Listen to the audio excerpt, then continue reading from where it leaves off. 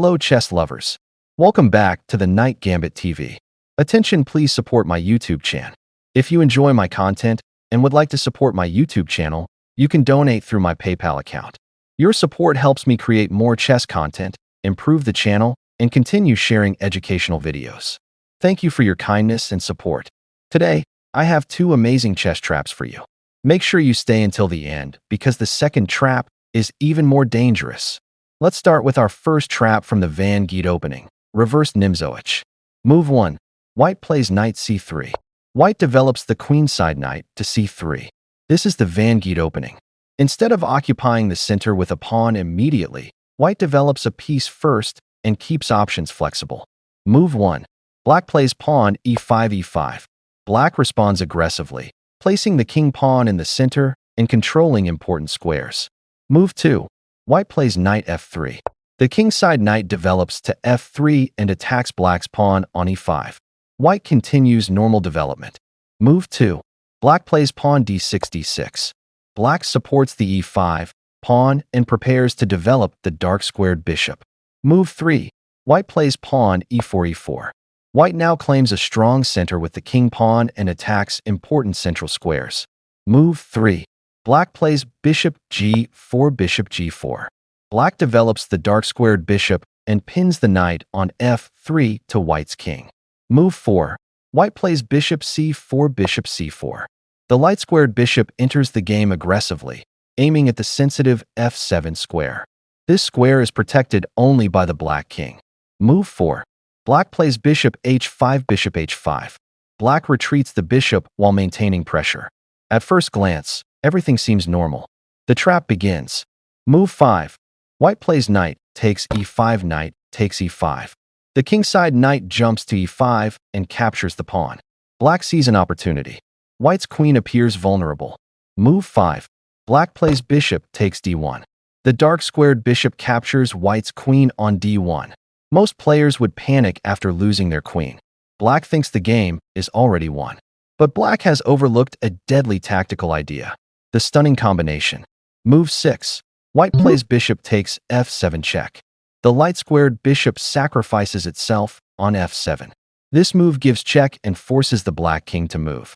White isn't worried about the lost queen because white has seen a mating attack. Move 6. Black plays king e7. The black king moves to e7. Unfortunately, this walk into the center leads directly into disaster. Now comes the beautiful finish. Move 7. White plays knight d5 checkmate. The knight from c3 jumps to d5. Checkmate. Why is it checkmate? The knight attacks the king on e7. The white bishop on c4 controls important escape squares. Black's own pieces block the king's escape routes. The king cannot capture the knight. The king cannot move away. No black piece can block the attack. It is a perfect checkmate delivered by a knight in only 7 moves. Lesson from this trap. Never grab material without checking your opponent's attacking possibilities. Black won the queen but lost the game immediately. This trap teaches an important chess principle.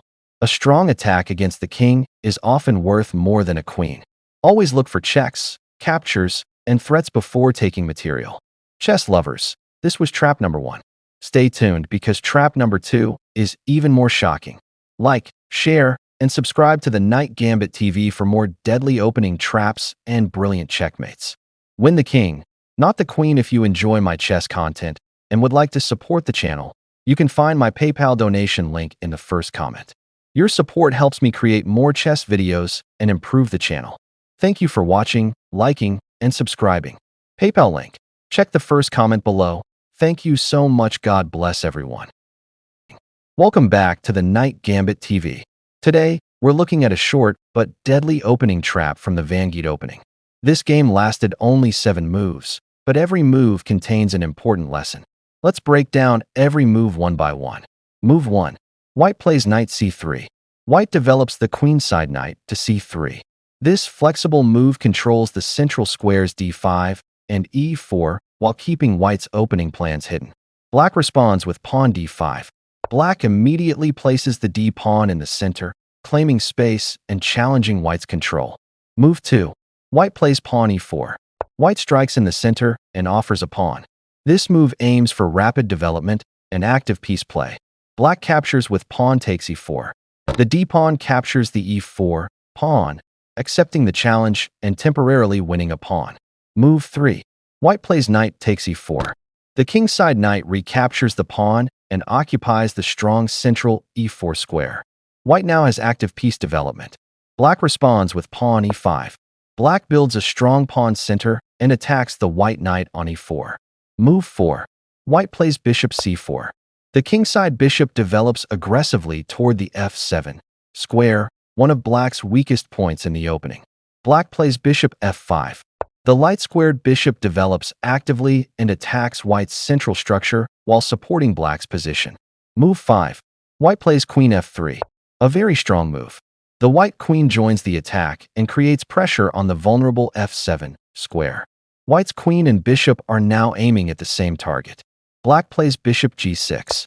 The black bishop retreats to g6, but this move ignores the growing danger around the black king.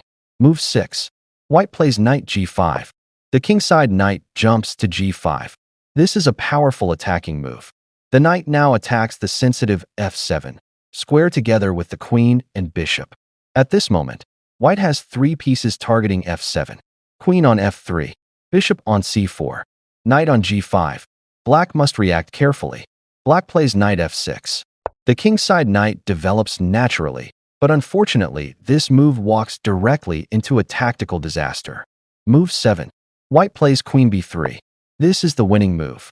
The white queen moves from f3 to b3 and now attacks the f7 square from another angle. White's queen on b3, bishop on c4, and knight on g5 all coordinate perfectly against f7. Black suddenly discovers a huge problem. White threatens b takes f7 check. White threatens n takes f7. White threatens direct attacks on the black king. The rook on a8 and king position become vulnerable. Black cannot adequately defend all the threats. Any attempt to continue results in major material loss or a devastating attack. Seeing that the position is strategically and tactically lost, Black resigns immediately. Key lesson. This trap teaches an important opening principle. Never ignore threats against the f7 square. The f7 pawn is protected only by the king at the start of the game. When the queen, bishop, and knight coordinate against it, dangerous tactical combinations often appear. In just 7 moves, white developed pieces quickly, targeted the weakest point in black's position, and forced resignation. That's trap number 1. Stay tuned for trap number 2, because the next trap is even more surprising. The Night Gambit TV is dedicated to helping chess players of all levels learn, improve, and enjoy the game. Our channel is not focused on profit, but on sharing knowledge, teaching strategies, analyzing games, and inspiring growth. We believe every chess player deserves the opportunity to develop skills, confidence, and a winning mindset.